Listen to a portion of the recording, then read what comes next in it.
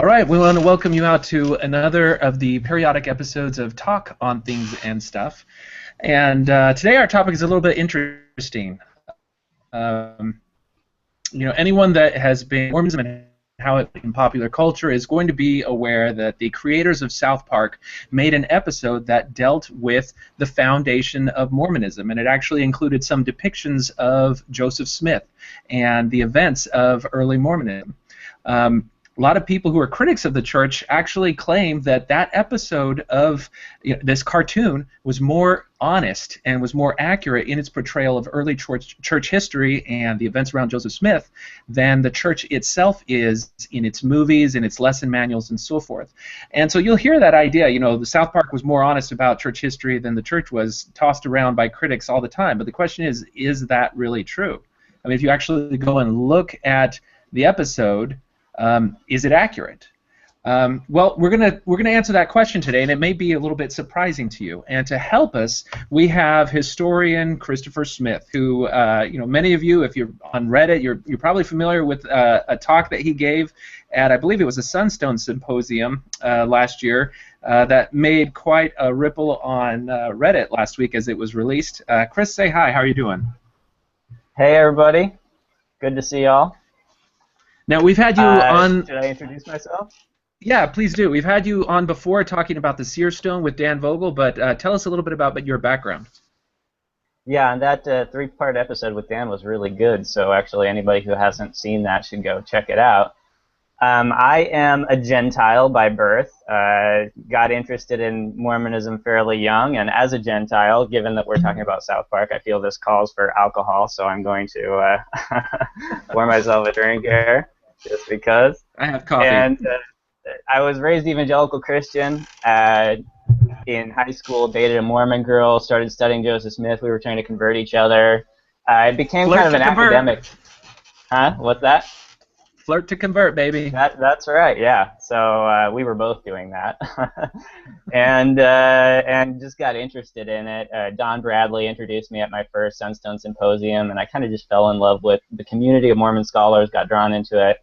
And also just got absolutely fascinated by Joseph Smith, because the truth about Joseph Smith is far weirder than even his worst critics have imagined in some cases. And so I've really enjoyed kind of teasing some of that stuff out, and my Sunstone talk that you alluded to does some of that. And anybody who wants to follow my stuff can find me on Worlds Without End. I blog there, and also my academic papers I generally post on academia.edu, so anybody who wants to see my stuff can go check it out there. I, by the way, am studying to get a PhD at Claremont Graduate University, and that'll be in religions in North America. Okay. We'll go ahead and put some links to those things on the page when we post this to the Thoughts on Things and Stuff blog, so people can check that out. Let's go ahead and dive into our topic, though.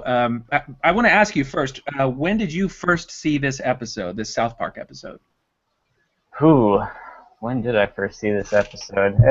It was probably pretty early on. I remember seeing the Godmakers, I think, was the first sort of cartoon that I saw, but I must have seen the South Park one by the time I was an undergraduate in college, maybe a freshman in college, so that was many years ago, 15 years ago, something like that. Yeah.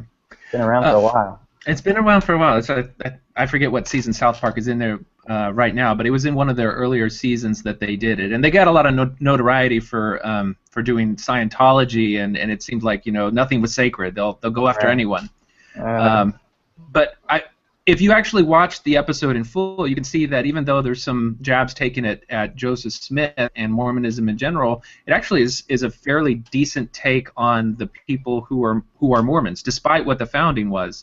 So if any of you have the opportunity to see the full episode, it's sort of a touching episode in its own weird way. But they cast Mormons in a positive light. They do. And now, I don't think it's this episode, but there's another episode where it concludes with the Mormons being the true religion. Everybody goes to hell, and they're like, I'm a Baptist, why am I here? I think that's in the movie. When somebody says, like, who got it right, and it says, oh, it's the Mormons. Yeah. So what we're going to do is I've taken the episode and extracted all of the parts that are purely history. that are simply the depiction. So we're not going to look at any of the stuff that happens with the kids in South Park, other than brief intro and outro that are related. As we watch it, we'll just pause it periodically and talk about what was just depicted and whether or not it was accurate or whether it was inaccurate. So Okay. let me go ahead and set this up, and we'll watch our first segment.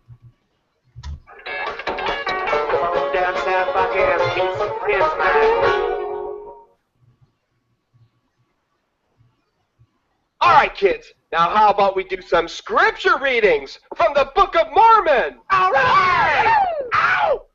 The Book of Mormon? What's that? You know, the book that Joseph Smith found. Who's Joseph Smith?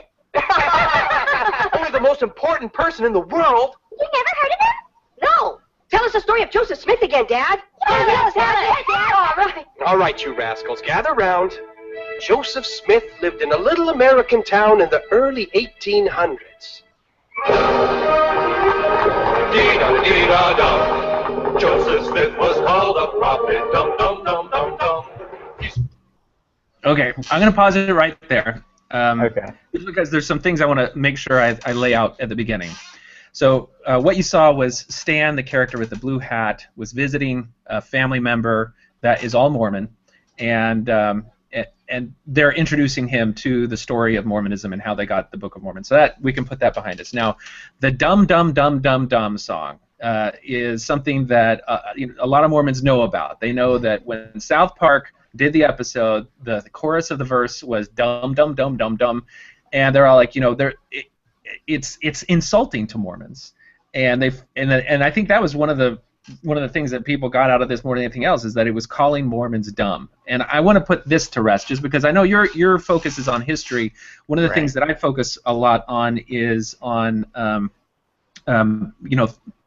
undue influence, how the different messages that are given in subtle and manipulative ways can affect people. And so if you look at groups that exert undue influence over their members, the ones that are really hurtful and destructive, people refer to as cults, but there are ones that are not as destructive or hurtful. But all of these groups have the ability to alter the worldview of the people who are their adherents. And if somebody is a member of these groups, it has absolutely nothing to do with intelligence. And the way that you know that, you can look at some really extreme groups that everyone agrees is a cult. For example, there's a Japanese cult that ended up releasing, I think, like sarin gas in the Tokyo subway system. And when they went and looked at the people that were members of that group, there were a lot of engineers, a lot of like graduate level young people who were a member of that group. They were very intelligent, and yet their worldview had been completely distorted by the guru that was in charge of them, that had kind of given them this universal worldview that changed how they saw the world, how they made decisions. And also part of that is something called milieu control, where the leader puts restrictions on where people are able to get information and how much trust they put in the information that they have. And as a result, people hold truths, absolute truths about the universe and the world that are restricted according to what they're able to judge when they look at information, or even if they're even able to look at information. And that has nothing to do with intelligence. It just has to do with the type of indoctrination that they were exposed to at a time when they may be vulnerable to that type of influence. And so I don't, that's the first thing that I think the show got wrong.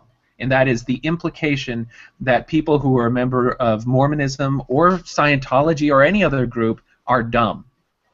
Now, it may be implying, and we'll see later on, that the people who believed Joseph Smith at the time were not applying their mental faculties to what he was telling them, and that's a whole other question in and of itself. But I just wanted to get that out there, because the dumb dumb dumb dumb dumb thing, like when I talk to my brother about it, he's like, oh yeah, the dumb dumb dumb dumb dumb thing.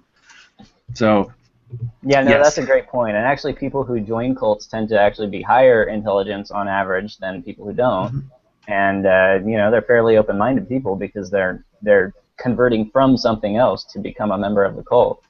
So and then that milieu control that you talked about gets involved, and that's really what sort of keeps people in the cult, and particularly people who are raised in it and socialized into it. Yeah. And Mormons will point out that cult people use that as a pejorative term, but we're not using it in that way. Just kind of any system of belief that has kind of a universalist, totalist worldview, where there's a degree of control that's placed over the members in terms of what they're allowed to read or expose them. Okay, so Smith looks like we'll back it up a little bit so we can know what we're talking about and keep going. Let me just see. Boop, ba-doop, ba-doop. I will say cheers to Southpark, cheers to Southpark for getting Joseph Smith's name right and not saying John Smith, as a number of people who've done Mormon stuff should do. I feel like I should make this a drinking game. Anytime they get something wrong, I should take a drink, and we'll see how drunk I get by the end of it. All right, that sounds good. Okay, let's continue. Dee-da-dee-da-dum. Joseph Smith was called a prophet, dum-dum-dum-dum-dum. He started the Mormon religion, dum-dum-dum-dum-dum. There goes that kooky Joseph Smith. You know, he claims he spoke with God and Jesus. Well, how do you know he didn't? Dum-dum-dum-dum-dum. Joseph Smith was called a prophet. Hey, Joseph, I told my wife that you spoke with God and Jesus, and she didn't believe it. Well, it's true. I did. Where? I was out in the woods praying. I was asking God if I should be a Protestant or a Catholic or what. And suddenly God and Jesus appeared before me. And they said I should start my own church because none of the others had it right. And that's exactly how it happened. You see? You believe it now? Well, yeah, sure. Why would he make that up? Dum-dum-dum-dum-dum. Okay. Did Southpark get that right? Problem. Well, first, I think there's two kinds of accuracy that we need to talk about here. There's accuracy to sort of the modern church's official narrative, which, given that Stan is telling this from the perspective of a modern Mormon, maybe that's really the standard that we should be judging this episode by. But then there's accuracy in terms of historicity, like, is this really how it happened in its original context? And so I think that is pretty faithful to the modern church's narrative. As far as, so that I understand you, you're Yeah. saying that there's accuracy in terms of this is what the church teaches its members today, Exactly. and that's what it's showing, versus Right. accuracy as in this is what the document record actually shows happened. Yeah, exactly. Okay. So I think it's accurate to the church's narrative. Now, if we go back to the documentary record, they have Joseph Smith talking about his first vision to neighbors in Palmyra, and probably actually that wouldn't have been something that he would have talked about to his neighbors, because the first vision doesn't really become part of his story about himself until 1832. That's when we get the first vision account written down. And hold on a second. Let's get the timeline right on this. Okay, so yeah. the first vision, in Palmyra according to up his until narrative, 1830. He was in Palmyra. okay, he was in until Palmyra until 1830. The first vision, according to the record that we accept as factual now, occurred in what year? Well, there's a debate about it, but it was either 1820 or 1824, and I think the strongest evidence goes to 1824. Okay, so early 1820s is when the first vision happened, and but you're saying that nobody heard about the first vision until what time? Until 1832, when Joseph Smith was in Kirtland by then. Okay, so in that time frame, then, in 8 to 10 years, even though we're told today, and even if you read the history, I think Joseph Smith says, I was subject to persecution from various ministers because I told them about this theophany experience. So we're led to believe that he was telling people about it, and that he was persecuted for it. But when you go back and you actually look at the records, meaning you look at anything that Joseph Smith himself wrote, anything that his colleagues and friends and family wrote, anything that his critics wrote, none of them were attacking him for claiming to have seen God and Jesus as separate beings, because he hadn't made that claim at that point. So there's like an 8 to 10 year gap where this conversation couldn't have happened because he wasn't telling anyone about it. Right. And in fact, the first account of the first vision is sort of written as a conversion narrative. It follows a very standard Protestant format, and it wouldn't have raised any eyebrows really at all in Protestant circles. And when Joseph Smith was interviewed by Peter Bowder in 1830, Bowder talked to him for like 24 hours or some really ridiculously long amount of time.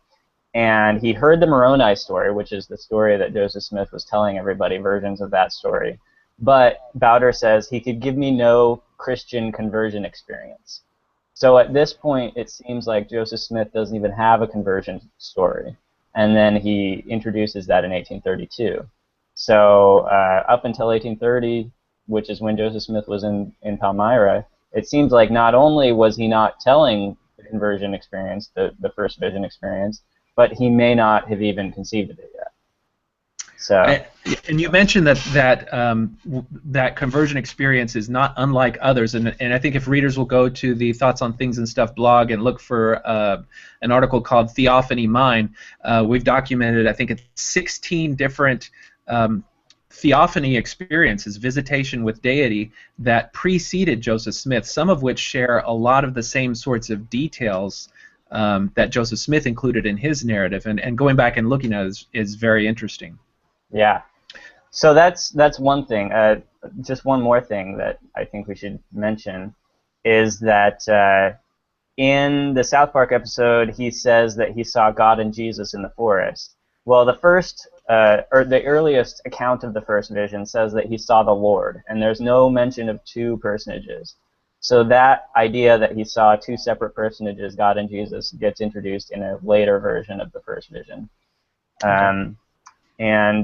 Actually, it's around this time that Joseph receives, it's around 1832 that Joseph receives D&C 84, which says that no one can see God without the priesthood and live, which is interesting because he doesn't have the priesthood yet when he has the first vision. So either that's a contradiction in his theology, or when he talks about the Lord, he's imagining that he's seeing Jesus, which is how most Protestants reconciled that Old Testament teaching that you can't see God and live with all the theophanies in the Old Testament, is they imagined that all those Old Testament theophanies were Jesus appearing and God sort of manifesting through the premortal Jesus.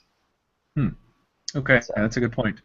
And keep in mind, you have like two different ways of looking back on this. You know, the people who are defenders of Joseph Smith and that narrative will say, well, these stories were too sacred, and so he wasn't sharing them widely, and it was only when the right time happened that he started sharing them. But I think the critics will point out what you just did, and that is that, well, even if he wasn't sharing those, or he was being very selective in who he shared them with, and the details differed, they contradicted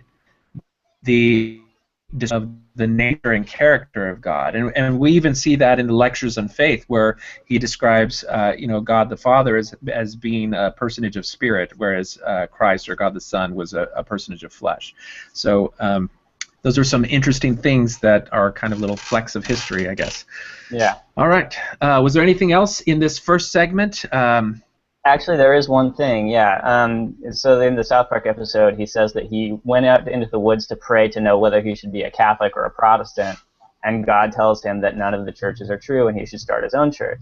Well, actually, in the earliest first vision account, the 1832 one, Joseph says that he's already been convinced from reading the Bible that none of the churches are true, and so he doesn't go out into the woods to ask that question. It's something that he already it's a conviction he already has when he goes into the woods. So. And that's one of the details that seems to be different between the different accounts, is whether or not he had already come to the conclusion, or whether it was actually the driving factor that led him to the story. So the Southpark creators are kind of taking the later idea, which is that he went with that question. Right. The canonized first vision story, the one known as Joseph Smith History that appears in the Pearl of Great Price, that was written in 1838. So that came in about 6 years after the 1832 account. All right. Okay, well, let's move to our next section. Now, you're going to notice as we look at these video sections that the video is kind of grainy and the sound is really tinny sounding. Well, it turns out that Southpark Studios aggressively protects their copyright on this. And what we're doing by using these video clips is very much legal. It's part of fair use. We're using excerpts of it for purposes of criticism or parody, and so that falls within an umbrella. But that's just why you're seeing a little bit different video quality of it. And I'll post the source file for this video online so people can see it in its entirety. Okay, let's continue. Many people believe Joseph, dum dum dum dum dum. And that night he saw an angel, dum dum dum dum dum. And please bless Mother and Father, and please keep our bellies full of yum-yums and luscious goodies. Ah! Oh my gosh! I am Moroni. I am a Native American. A Native American? But your skin is white. Yes, long ago all Native Americans were white. We all came to America from Jerusalem, and while we were here, we were visited by Christ. Jesus lived here in America? Yes, eventually my people were all killed by the other tribe of Israel. And as punishment, God turned their skin red. These are the Native Americans you know today. Dum, dum, dum, dum, dum. Okay, I'm just pausing at every dum dum dum dum dum. Okay, well, so there's one thing that they get blatantly wrong here, which is when they're talking about the Lamanites. This is one of those inaccuracies that doesn't even match up with the modern church's official narrative. So, first of all, the Lamanites in the Book of Mormon aren't turned red; they're turned dark or black. It talks about a skin of blackness, dark skin. Yeah, it doesn't talk about red. So they're exaggerating how much that tracks with sort of racist language. And their curse. And just when you talk about it, it's kind of interesting because what you just described is a little bit closer to what some people. I guess when you talk about the issue of race and skin color in the Mormon Church, there's two different categories. There's the skin color changes in the Book of Mormon with the Nephites and the Lamanites, and then there's the curse of Cain, right, and the skin color that was under that narrative, which was a totally different thing. That had to do with people that were of a particular lineage there, not with changing based on righteousness. And so it seems like the story is a little bit mixed in this regard. Well, I mean, the Cain story is supposed to be based on the curses imputed to him based on righteousness or unrighteousness. So the logic is the same, and actually I think that the Book of Mormon's use of dark and blackness is intended to imply a similarity to the Cain and the Ham stories, but it's not. The area, right? The area where I saw there was a difference, I think, was when we started discussing. They had dark skin, but if I recall correctly, it was either David O. McKay or somebody said that was more through Lamanite lineage rather than through what they were terming as the curse of Cain. But I may have that confused in my own head. That's why they could have the priesthood, whereas other dark-skinned natives from places where they would have had what they were referring to as Negro blood could not have the priesthood. Yeah, there's no sense in the Book of Mormon that the curse of dark skin involves a curse as far as the priesthood is concerned. Right. Yeah. So. Okay. So you were saying, I'm sorry, I interrupted you. No, it's okay. It's also, they say that it's a punishment for destroying the Nephites. Well, actually, the Lamanites are cursed with dark skin very early in the Book of Mormon. They haven't destroyed the Nephites yet. There's a long history of problematic race relations leading up to this final race war in which the dark people exterminate the white people. So definitely the Book of Mormon's narrative is problematic, racial language, but it's not, Southpark sort of oversimplified it and got some things wrong. They also say that Jesus lived here in America, which in the Book of Mormon, he doesn't live here, he just visits. So they got some things sort of blatantly wrong as far as even the modern church's narrative. Okay, now that speaks to the content of the angel's message. Now, if you look at the setting, I think one of the things that's interesting is, there's some pictures that the church has published about this event, and I think the creators of Southpark are using that picture as inspiration, where Joseph Smith is in the bed, and you see this glowing figure standing next to him. But when you go back and you look and say, well, what type of house was Joseph living in during this time period? How would his sleeping arrangements have been? It turns out it's a pretty small house, and he and was it 5 brothers shared an upstairs room, of which there were only 2 beds, and so he would have been in a bed with at least one other brother. And then this theophany, or not theophany, but this angelic visitation, which happens, 3 times, and he describes it as filling the entire room with light. All of this would have happened in the presence of 4 other young boys. Right. And there are some early accounts that make the language sound more dreamlike, so it may have been a dream, but if you say that in modern Mormon circles, you'll get a lot of pushback. Yeah. So. Unless you talk to the apologetics who have a more nuanced view, and right. They'll say, "Oh yeah, it was a vision/dream," so it doesn't. Right. It's not surprising. Yeah. And who is this? Is this Moroni? Yeah, that's so now we're getting into sort of the historical record. Some of the early sources talk about the angel Nephi, so there's some question as to what name Joseph Smith was using for the angel early on when he's narrating this to his neighbors. Also, some of the early accounts have it be a treasure guardian spirit as opposed to an angel, talking about, or he says the spirit of the Lord sometimes. Sometimes it seems like it's a person with his throat cut who's been murdered, which makes it sound more like the treasure ghost from the treasure lore that Joseph Smith participated in. That's actually a good point, and I just want to, any viewers who have not watched the interview with you and Dan Vogel may be going like, where is he getting that? That sounds ridiculous. But if you go and watch that video, you can see that in this time period in 19th century America, there is a lore about treasure. And it includes that treasure which may be buried in the earth has a guardian spirit that kind of looks out for the treasure and maybe keeps people away from it, but that guardian spirit is usually tied to the treasure. They may have been killed while it was hid, for example. And so when we talk about the stories that Joseph Smith was actually telling people, just to get the chronology, not of what the church is teaching people now, but of what the documentary record shows, the first supernatural visitation, when you go back and you look at all the documents, the first visitation that happens is what's being depicted here.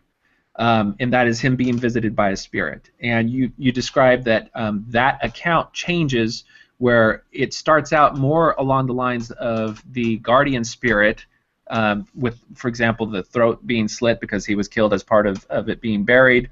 And then later it kind of changes into more of a religious-based angelic spirit of the Lord type account.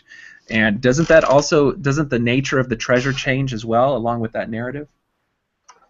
Yeah, so first of all, let me say there's probably some overlapping language. I think he probably used some religious language from the beginning. He may have even called it an angel, but it still would have been sort of a ghost with a throat cut. So, there may not have been a real clear evolution, but he does obviously remove the treasure language later. And then the other thing is the angel tells him in the Southpark episode that the Urim and Thummim are buried with the plates. In Joseph Smith's earliest stories that he told his neighbors, he just talked about the plates. He didn't talk about the Urim and Thummim. And then he took another treasure seer who could look into a stone and see things from a distance, just like he could, to the hill. This was Samuel Lawrence. And Samuel Lawrence looked in his hill and said, yeah, I do see the plates down there. And I also see some specks. Do you see the specks, Joe? And Joe says, no, I never saw any specks. And then he looks into his stone and he says, oh, you're right, I see a giant pair of spectacles with the plates. So it seems to have been Samuel Lawrence who invented this Urim and Thummim idea. And they weren't 2 rocks as depicted in the episode. They were... Just before you get to the 2 rocks, were they called the Urim and Thummim at that time? They were not yet called the Urim and Thummim. They were just called the spectacles. They were 2 white rocks in a silver bow, and they were giant-sized, as if a giant had worn them. They, like a giant-sized pair of glasses. And the words Urim and Thummim do not get used until, I believe it's 1832. In Mormon lore. So that's a later development that they get compared with the biblical Urim and Thummim. In the earliest stories, they're just spectacles. All right. So this visitation that we're seeing here, do we know what date it took place on, and was there anything special about that date? We do know the date. I don't know the date off the top of my head. Yeah, was it this? I think it was like September 27th or 21st. It was specifically. It was one of the equinoxes. Right, exactly. It's a date with magical significance in the treasure lore. Yeah, September of 1823 was the first vision. No, that was the Moroni visit. Happened in September 2023. Okay, so let's. Anything else about this last segment that they got wrong? Actually, I think the equinox may be the date that he goes to the hill. It may not be the date of the Moroni visit. I'm not sure, but let's see. Well, did they show the picture of the Yerman Thummim yet? I think they did. Not yet. Briefly. Okay. All right. Yeah, he just basically said who he was and what happened to the Native Americans. Well, when they do show the pictures of the Yerman Thummim, you'll see. If you've read D. Michael Quinn's book, Early Mormonism and the Magic Worldview, you will have seen pictures of some of the seer stones that Joseph Smith and other early Mormons owned.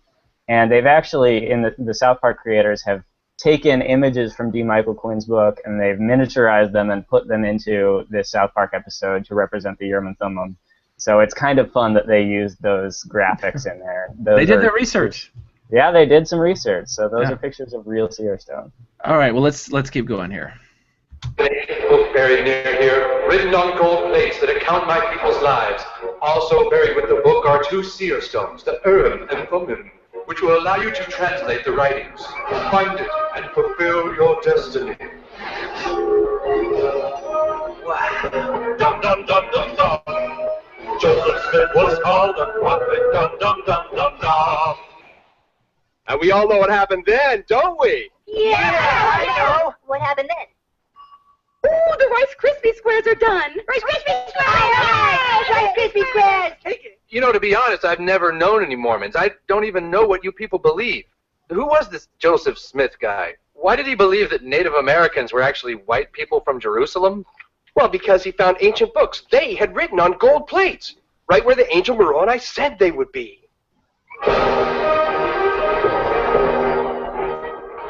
I found them! I found them! You're not going to believe it, everybody! I found them! Found what? Another New Testament of Jesus Christ! What? Last night, a Native American angel told me where I could find another testament of Jesus Christ, so I went out to the woods. I dug around all morning where the angel had told me to look. Maybe there isn't anything out here. Wait a tick, what's this? Wow. Inside the stone box, I found the magical seer stones. Under that, I found 4 gold plates written in strange writing. This must be the gospel that Jesus told the Nephites. Well, they were the most amazing things I'd ever gazed upon. Wolf, so where are they? Where are what? The gold plates and the seer stones, where are they? Oh, well, I was not allowed to take them. You see, after I found the plates, the angel Moroni appeared to me again and said that I am not allowed to show the plates or the seer stones to anybody, because first I must translate what's written on the plates into English, so you can all read it. Dum dum dum dum dum. Okay. It took a while to get to the dum-dum-dums on that one. Yeah, All so so here they have the angel tell him where to find the plates, and he says last night the angel appeared to me, and then the next day apparently he gets the plates. Well, this is another thing they got blatantly wrong, even by sort of modern Mormon standards.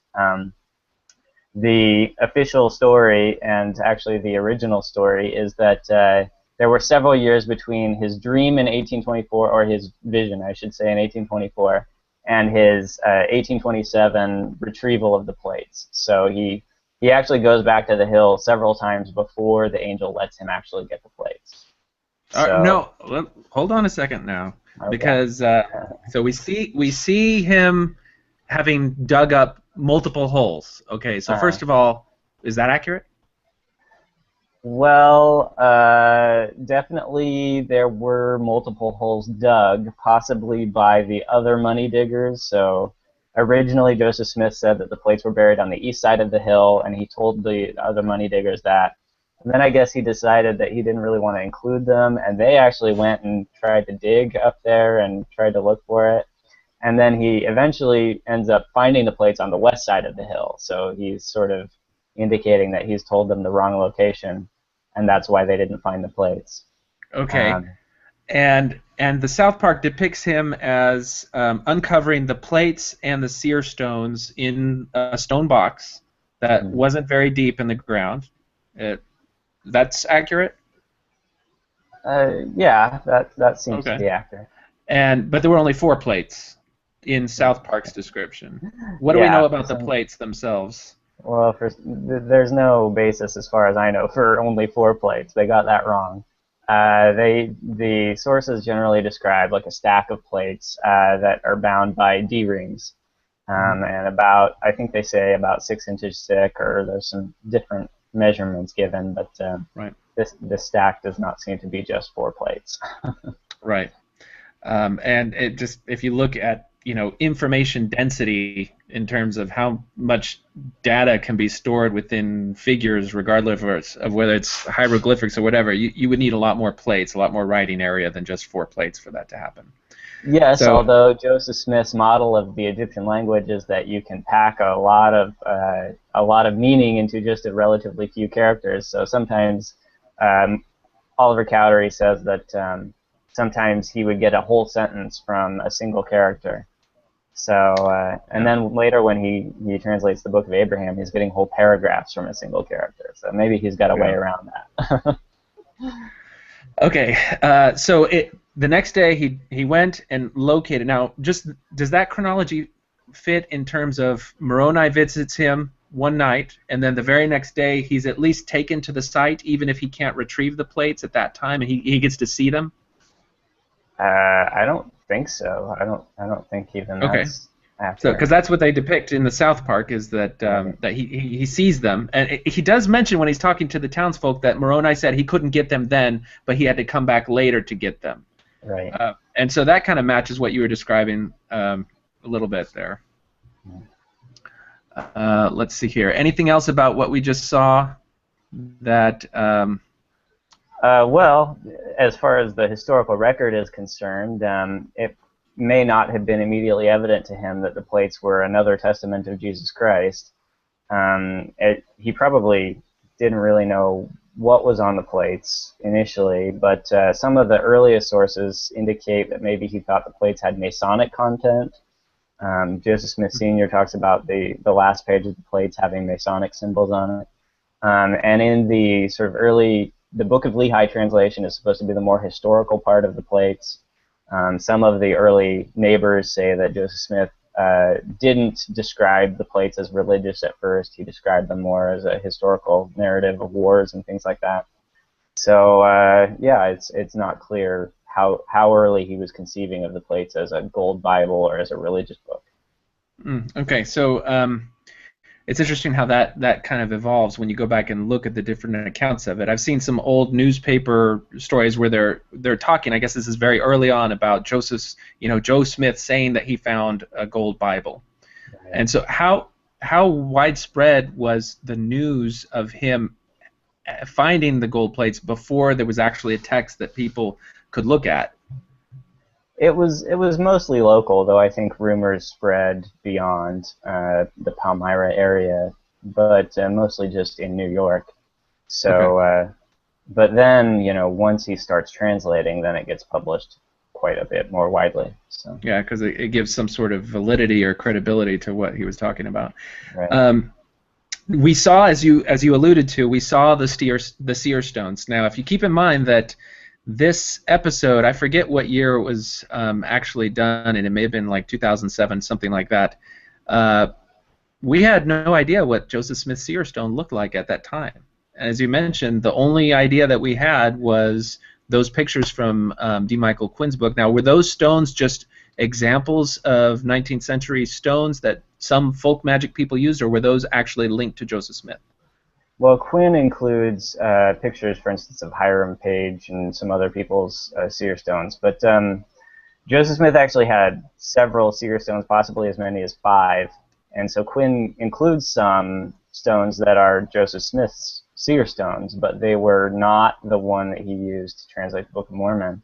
The one that he used to translate the Book of Mormon is the chocolate egg-shaped seer stone that they recently published pictures of. The church recently took it out of the vault and finally, after many years, published pictures of it.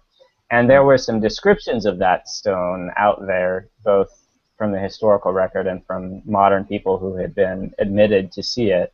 But it was only very recently, just within the last year or two, that the church finally published photographs of it.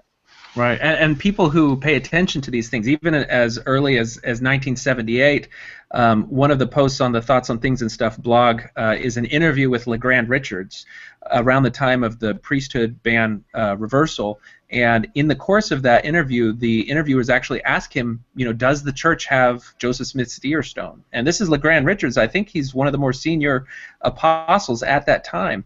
And he says, no, we have no seer stones. That went away to the angels. So, chances are he just didn't know about it, just because those things were locked away for a period of time when the church history vault, even among the top leaders, was really not exposed. Yeah, as recently as just a few years ago, I was a member of a tour group that went through the church history library, and we asked the church historian, Richard Turley, whether they had seer stones, Joseph Smith seer stones, in the vault, and he said, "I'm not allowed to talk about that," basically. Well, so that's an honest answer. Kept it under wraps. Yeah. Yeah. What else could he have? There was a post recently about Joseph Smith claiming that he had the sword of Laban and that he brandished it while he was in his uniform. So maybe in the future we'll see that sword come out. Who knows? All right. So let's keep going. Let's see what else we got. Down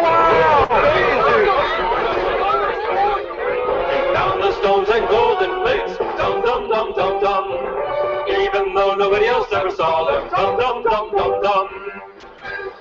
So, hey, I heard your dad came over last night, and he and my dad talked about Joseph Smith. That's great. Yeah, I had a question about that Joseph Smith guy. Sure. What happened after he found the golden plates buried in the ground? Well, he kept them hidden from everyone like he was told. And then he translated what was written on the plates into the Book of Mormon. Yeah, but how? Dum dum dum dum dum. What's this all about, Mr. Smith? Mr. Harris, can you keep a secret? Well, sure I can. I have, in my possession, an ancient book written on gold plates that tells of Jesus Christ's second coming, here, in America. In America? Really? That sounds kind of... Dum dum dum dum dum. Okay, this may not be the right place to stop, but I want to point out at the end of that last segment, it said that nobody else ever saw the plates. Mm-hmm. And that's something that Mormons will say, no, there were, 11 witnesses other than Joseph Smith who saw the plates. The 11 witnesses whose statements are published with the Book of Mormon, plus one additional witness, Mary Musselman Whitmer, who, as women often are, was left out of the canon, but she claimed to have seen the plates as well in a vision.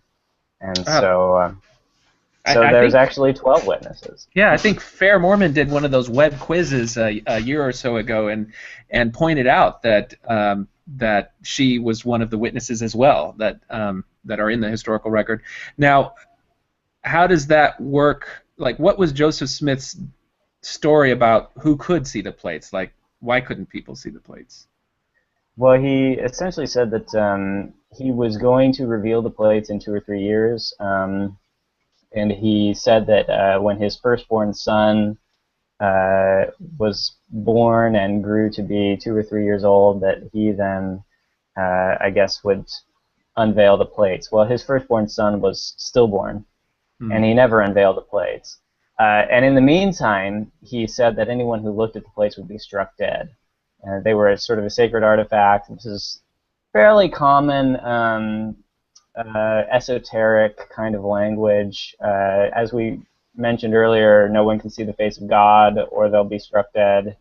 You get sort of sacred objects throughout history that are along the same lines that are reserved for only the priests. For instance, the inside of the Holy of Holies in the temple. No one can go in there unless they have the high priesthood or they'll be struck dead. So he's marking the plates as a sacred object, but he's also, excluding them from public view. So you can take that however you want, either sort of as a theological marker that this is a holy artifact, or as a scheme to keep them out of the public view. Yeah, we saw that with the Ark of the Covenant as well. You're not supposed to study the Ark.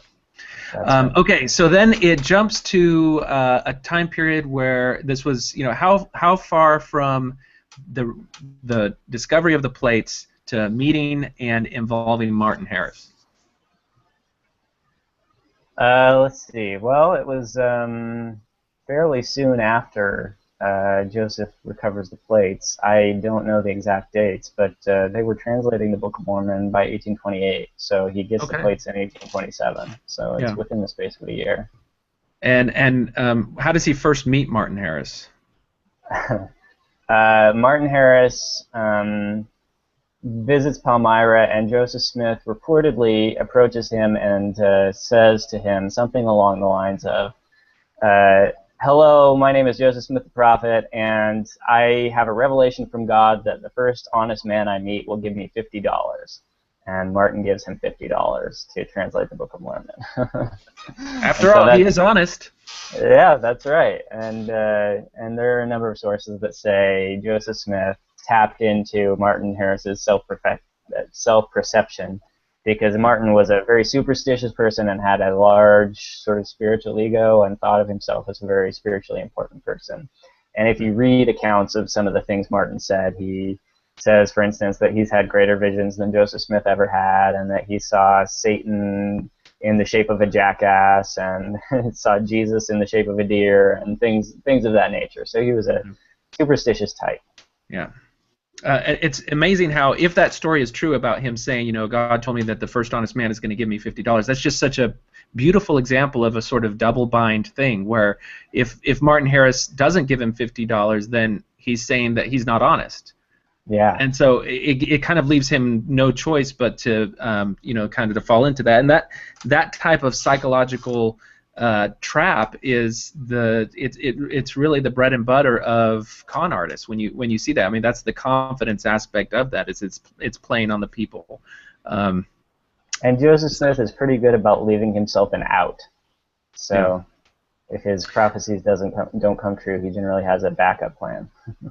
Okay, so this scene just depicted Joseph Smith bringing Martin Harris into his confidence about the gold plates. Did Martin Harris, when he started at this point, was he introduced immediately to the concept of the gold plates and what they represented from a historical religious perspective, or what do we know about that? I think, yeah, pretty much right from the outset, Martin is part of the Gold Bible scheme. Okay. So Joseph Smith is grooming him for that role right from the beginning. All right. Well, let's move on a little bit, and I'm going to back it up just a little bit to make sure that we get Martin Harris in all his glory, and we'll go from there. It tells of Jesus Christ's second coming, here, in America. In America? Really? That sounds kind of... Dum, dum, dum, dum, dum. Okay, I'm going to pause it right there, because he uses this very specific term, Jesus Christ's second coming here in America. Is that how it was billed? The second coming in Mormonism is still in the future, so this is another thing that, even by modern Mormon standards, Southpark has gotten blatantly wrong. Jesus does visit America, so they've got that right, but the use of the term second coming is a little off base. Right, because then people will say, well, if that was the second coming, then what about when Jesus came and visited Joseph Smith? Was that a second coming? Right. And so I think the apologetic answer for that is that even though he appeared to Joseph Smith, that wasn't the second coming, because that was a limited vision that was not coming in all of his glory for the fulfillment of end times. Right. All right, so let's keep going. It's true, and I'm going to translate the plates and publish it into a book for the whole world to read. Now, I know you have a lot of money, Mr. Harris, and I'm just going to need a little bit to pay for the publishing costs. I don't know. How do you expect to translate it? With these. Rocks? They're not rocks. They're seer stones, given to me by an angel. With them, God allows me to translate the plates into English. Watch. You take this quill and paper and write down what I say. Sit here. I have the golden plates here in this hat. I need to have them somewhere dark so I can read the spiritual light. Really? Now, when I put the seer stones into the hat, the ancient letters light up and change to English, which I can then read to you. Wow! Oh, I'm seeing the light. Oh, okay, write this down. And so it was that Christ appeared before the Nephites. And that's how the Book of Mormon was written. Dum dum dum dum dum. Dum dum dum dum dum dum. Dum dum dum dum dum dum. Dum dum dum dum dum dum dum dum dum dum dum. Okay, that's the pinnacle scene of the entire episode, I think. Did they get that right? Well, he did put his stone into a hat to exclude the light, so they got that right. But they got a couple things wrong.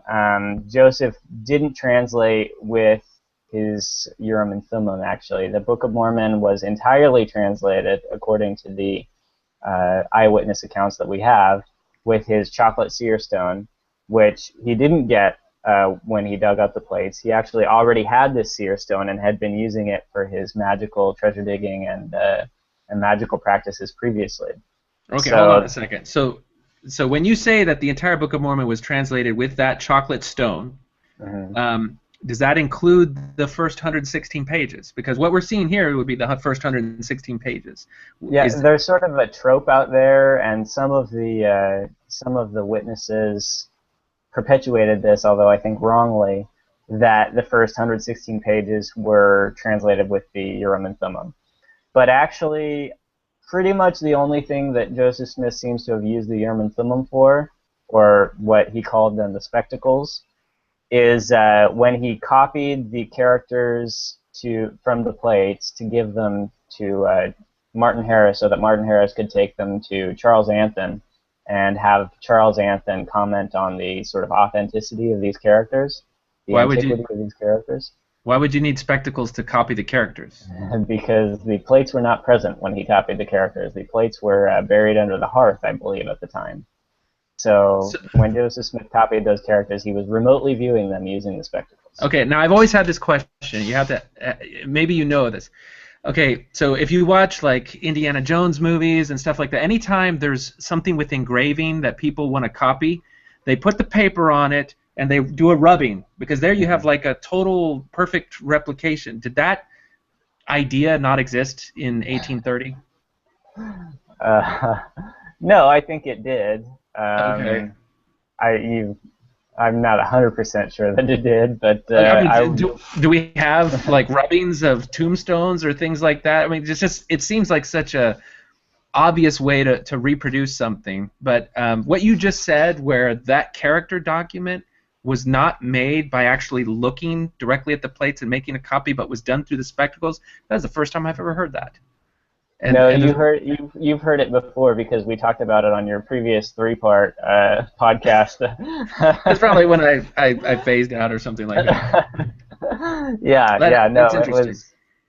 According to Charles Anthon, which he's reporting what Martin Harris told him, the plates were buried under the hearth, and Joseph Smith placed the spectacles into a hat, and then looked into the hat and copied these spectacles. Or copied the characters that he saw on the surface of the spectacles. Oh, so he didn't even put them on like spectacles. No, and this is a strange thing, actually. He's behind a curtain, so Martin probably can't actually see him do this. But the spectacles were supposed to be a pretty large object, so the idea that they would even fit in a hat is a little bit problematic. And so some of the witnesses actually described him removing the stones from the silver bow and placing the stones into the hat. But I think that's like a post hoc rationalization. I think they're trying to explain how the stones could have fit into the hat. Yeah, and I think it's interesting that during the entire period where he's using the stone for treasure seeking, he doesn't refer to it as a Urim and Thummim. Right. And then when you have that name being applied to things, it's first applied to those spectacles.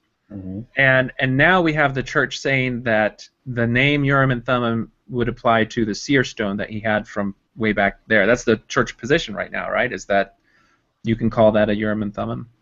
Right. I think that David Whitmer sort of introduces the idea that the seer stone can be described as a Urim and Thummim, and from there the stone sort of drops out of the official narrative, and it's well, actually, I think Joseph Smith, even in maybe his 1839 history, uses the term Urim and Thummim and describes the entire Book of Mormon as translated through the Urim and Thummim. So maybe David Whitmer sort of adopts the language of Joseph Smith's history. Yeah, and I think we discussed in the thing that people have even used that word to apply to the earth itself as a whole. I think once it's received its paradisiacal glory, that it will be a Urim and Thummim. Yeah, that's right. The entire surface of the earth will be glass-like and clear, and you'll be able to look at the surface of the earth and see visions in the surface of the earth. Okay, now it described. He says, "Now, Martin, you're a really wealthy man. Was Martin a well-to-do, wealthy kind of guy?" Yeah, he was reasonably well-to-do. I wouldn't describe him as wealthy, but he had some money, and he, in order to fund the Book of Mormon, he actually took out a mortgage on his farm, and he ended up losing the farm as a result of this investment, this bad investment. Joseph Smith promised him a financial return on the investment, and Martin did not receive the financial return he was promised. All right. Anything else in that last segment that we saw? We know that they got the stones wrong because we got a different seer stone. In terms of he put his face in the hat and then the words were replaced, or what do we know about the actual mechanism? They sort of describe in the Southpark episode, they sort of describe the characters changing to English, and that's not how the witnesses described it. They described a line of Nephite characters appearing, and then underneath it, the English translation appeared, and then Joseph Smith would read off the English translation, and then once the scribe had accurately copied down the English translation, that would disappear, and the next line of text would appear. All right, and so they got that a little bit wrong. Yeah, it's a little bit like the Holy Ghost was supposed to be the proofreader there, where it wouldn't move to the next line until that was done. And we know because of the grammatical errors and changes that it's hard to reconcile that particular idea. Right. Okay, well let's move on. Moving on. Well, come on in and sit down, everybody. You're here just in time. My son was having a little problem with our new religion. Dad? Oh, really? Well, that's just because he hasn't heard the best part about the Joseph Smith story. The one that proves he was for real. Yeah! Ooh, what's that? Well, you remember Martin Harris, the rich man who wrote down what Joseph Smith read out of the hat? Yeah? See, after he was done, he took some of the pages of what would become the Book of Mormon home. Martin went home to his wife, dum-dum-dum-dum-dum, and showed her pages from the Book of Mormon, dum-dum-dum-dum-dum. And so Joseph Smith put his head into a hat and read to me what the golden plate said. I wrote it all down, and we're going to publish it into a book. Martin, how do you know he isn't just making stuff up and pretending he's translating off golden plates? Lucy Harris, smart, smart, smart, smart, smart, smart, smart, smart. Why would he make it up? Martin Harris, dum-da-dum. All right, here. I'm going to hide these pages. If Joseph Smith really is translating off of golden plates, then he'll be able to do it again. But if Joseph Smith is making it all up, then the new translations will be different from these. Okay, fine. They don't have no problem. Lucy Harris, smart, smart, smart. Martin Harris, dumb. So Martin went on back to Smith, said the pages. Okay, so before we get to the next scene, they just gave us kind of the basic rundown of the loss of the 116 pages. Did they get it right? Well, I do have to agree that this is the best part of the Joseph Smith story. Although no Mormon in his right mind would cite this story as proof that Joseph Smith is a true prophet. It's sort of the best part of the story for people who are a little skeptical of Joseph Smith's claims. But we'll get to that once we hear Joseph Smith's explanation. Okay. Lucy Harris probably did not take the manuscript as part of an elaborate test of Joseph Smith's translating ability. She was probably just really ticked off that her husband had mortgaged the farm in order to fund this bogus project, and she was lashing out and she destroyed the manuscript, basically to prevent them from spending the money that Martin Harris received from his mortgage on printing the book. She didn't want him to go out and spend all this money.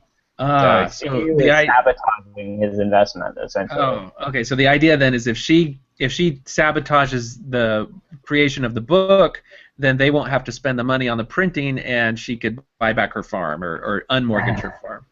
Precisely, yes. And Lucy Harris, smart. and there's some possibility that it wasn't actually Lucy Harris who stole the manuscript, and this is something that Don Bradley is working on as part of his research, and he's going to be publishing a book hopefully within the next couple of years, although he's been working on it for a long time, where he will propose some other candidates who may have stolen the manuscript. Another thing they don't mention is Martin Harris was a bit of a wife beater, so it's possible that Lucy faced some physical retaliation for doing this. So there's accounts of him actually beating his wife? Yeah, there are. Yeah, it was kind of common knowledge in the neighborhood that he beat his wife. Yes. How common was domestic violence back then, or what we would perceive as domestic violence now? It was pretty common, and it was looked down upon, but I don't think that it was criminalized in quite the way that it is today. No. And women were generally viewed as property. Wives were viewed as property. They couldn't own their own stuff. As soon as you married a man, all of your property became his property. Yeah. So.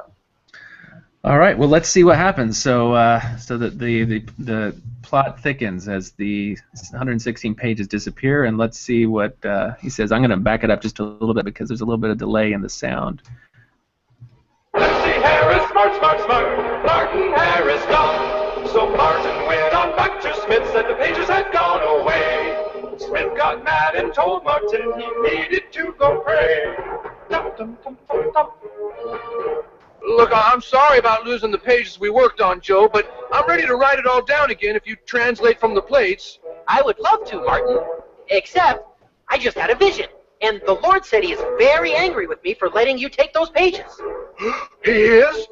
Dum, dum, dum, dum, dum. Yes, he is so mad that he will never let me translate from the plate of Lehi again. He said we must now translate from the plate of Nephi. So it will be the same basic story, but written a little differently. Wow! God got angry with you, then you must be telling the truth. Dum, dum, dum, dum, dum, dum, dum. All right, Martin, let's get to work.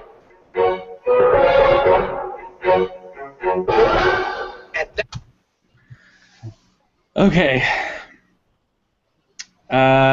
So it just showed us what happened when Martin Harris came back and told Joseph Smith that the plates were lost. Did it get it right?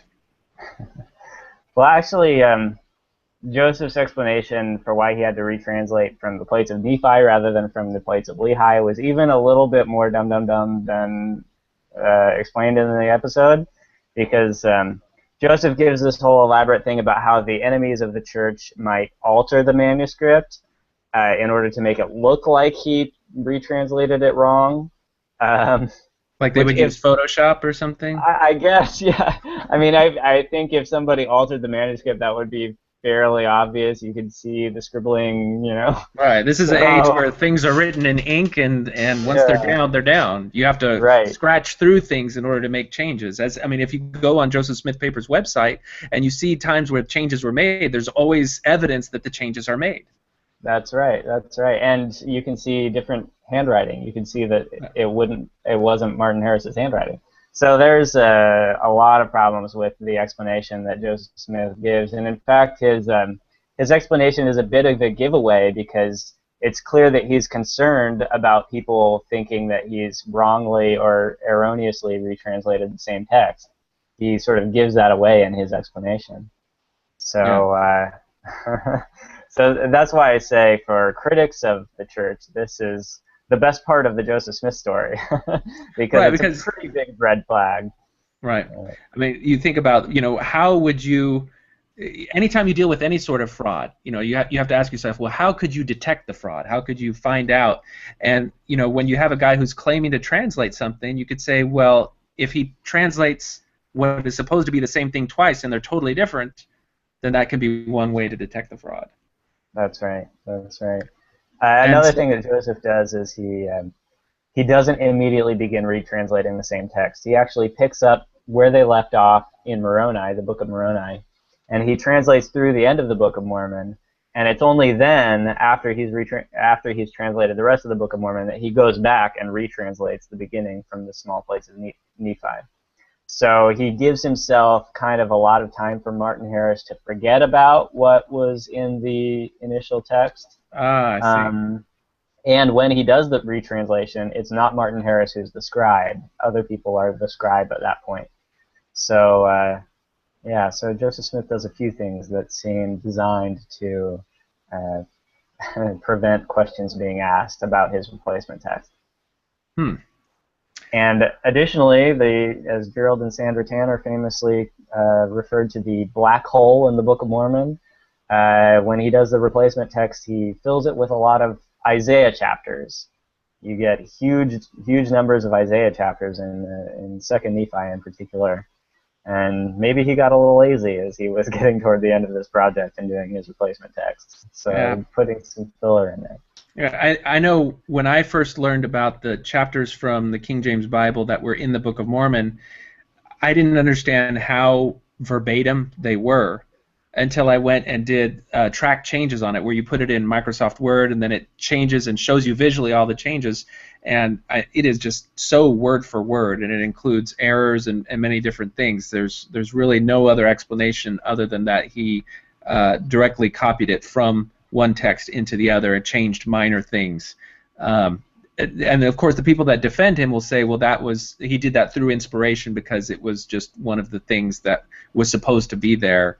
But it's really hard to reconcile all of these things unless you start with the assumption that his calling was divine and what he was doing was real, rather than looking at the data and then seeing if it fits that assumption. Now, what struck me when I started reading and learning kind of about what modern church history has revealed about what happened back then is that this whole fear of translating something twice and having it be different is something that actually happened later. If you go to the Thoughts on Things and Stuff website and look for something called the Twice Translated Scripture, when the Reorganized Church of Jesus Christ that has the actual manuscripts from the Joseph Smith translation that are part of, I think, 2 or 3 different folio books, there are a couple of chapters that, just because there was a different translator, a different time of translating, he translated twice.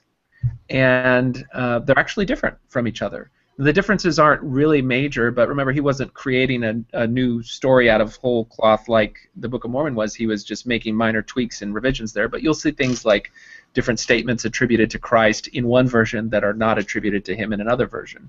And so that's just another example of somebody who claims to be translating. When you go and actually do a comparison to see if it's accurate and reliable, it doesn't quite match up to what we would imagine translating to be. That's right. There's also a great article by Anthony Hutchinson about Joseph Smith's different versions of the Genesis creation narrative. He, of course, does the Book of Moses, which is a retranslation of the early chapters of Genesis. And he also does the Book of Abraham. And Hutchinson sort of tracks through Joseph Smith's different versions of this, how his changing theology shows up in the different successive versions of the creation narrative. He also does the last version that Hutchinson looks at is in the temple endowment. And so he's tracking interesting changes to the Genesis narrative. All of these scriptures are clearly dependent on the King James Version, but they change it in quite different ways. The Book of Moses is very monotheistic, and then the Book of Abraham is very sort of concrete, physical kind of God, and multiple personages, and so interesting stuff. Definitely recommend that article. It's called A Mormon Midrash LDS Creation Narrative, something like that. It's in a dialogue. All right, we'll see if we can get a link and put it on the page. Okay, so let's finish this out, because I think we've finished all the historical stuff. So let's just finish the episode. It's how it happened. Yeah, right. Wait. Mormons actually know this story, and they still believe Joseph Smith was a prophet? Well, sure. The story proves it, doesn't it? No, it proves he did make it all up. Are you blind? Well, Stan, it's all a matter of faith. No, it's a matter of logic. If you're going to say things that have been proven wrong, like that the first man and woman lived in Missouri and that Native Americans came from Jerusalem, then you better have something to back it up. All you've got are a bunch of stories about some wife who read plates nobody ever saw out of a hat and then couldn't do it again when the translations were hidden. Hey, Stan, don't denounce our religion. Irreverent to the last. That's right. South Park does a good job of saying the things that we're all thinking, but we don't quite give ourselves permission to say. And so, Well, one of the things that he makes the point of saying there is something that we're seeing a little bit now today, and that's that something which people who don't start with the presupposition of Joseph Smith's integrity see as blatant evidence of a fraud, and the people who are within the faith who have a very pious view of Joseph see that as evidence that it's not a fraud. I think there was a amateur apologist recently who, in trying to defend the fact that the numbers of people dead in battles within the Book of Mormon don't make sense with reality, and is actually proof that the Book of Mormon is legitimate, rather than proof that it's a piece of fiction. And the narrative there is that if it would have more reasonable numbers, because they would want to make it seem believable if it was a fraud. The fact that it has these outrageous numbers like 2 million dead and stuff like that just shows that there were humans that were just trying to exaggerate to make a point that were writing it, not people who were trying to perpetuate a fraud. And so it's interesting how that psychology and dynamic plays up when you see this. At every step of the way, people are going like, well, why would he make that up? Of course we're going to believe him. And that speaks to credulity. Even in my own life, it's really hard to have, when somebody tells you something, to adopt a kind of an inner cynic and say, well, are you telling me that for your own benefit to try to deceive me, or are you telling me that legitimately? It's hard to pick that apart. Yeah, well, and I think some of that's legitimate. I mean, you can interpret data a lot of different ways, and it's important when you are either criticizing or defending the church to remember that there may be other ways to construct the evidence, and to interpret the evidence. And so really, when you're looking for evidence one way or the other, you have to find evidence that doesn't have alternate or plausible alternate explanations, So maybe the battle death numbers aren't a really good way to attack the Book of Mormon, because there are other plausible. I mean, that's a fairly plausible explanation that people were exaggerating, and that did happen in ancient texts. So yeah, I think that it's good to keep that in mind. Yeah, I mean, the point you made is particularly relevant now. I think we saw with the Panama Papers release, there were some companies that had Mormon-ish sounding names, that there were some blogs that actually, went ahead and asserted that there was a link between the church and tax evasion when they didn't have the evidence to do that. There were other explanations that could explain that, and whoever you are that's making those claims, you lose credibility if you jump the gun on those sort of things. So we want to try to be more judicious before we make claims like that. That's right. And as a young evangelical criticizing Mormons, I learned that the hard way. So I feel like this is a hard one in sight. Yeah. Well, I mean, we all kind of jump the gun when we're eager to try to find something. I think when you start learning about how you go about establishing truth, establishing validity, then the concept of falsifiability becomes very important. And that just because something matches your hypothesis doesn't prove that it's true. It's only when your hypothesis stands up against challenges which could prove it false, and it maintains credibility in the face of those types of challenges. That's when you start to establish something as true. And it's a little bit of a hard concept to get around, but it's at the root of a lot of the apologetics that you'll see bandied about, is that they're not addressing the concept of falsifiability. Right, and it's really important to take the counter-argument seriously and to address your opponent's strongest arguments and take those arguments seriously rather than attacking the weakest arguments. Yeah.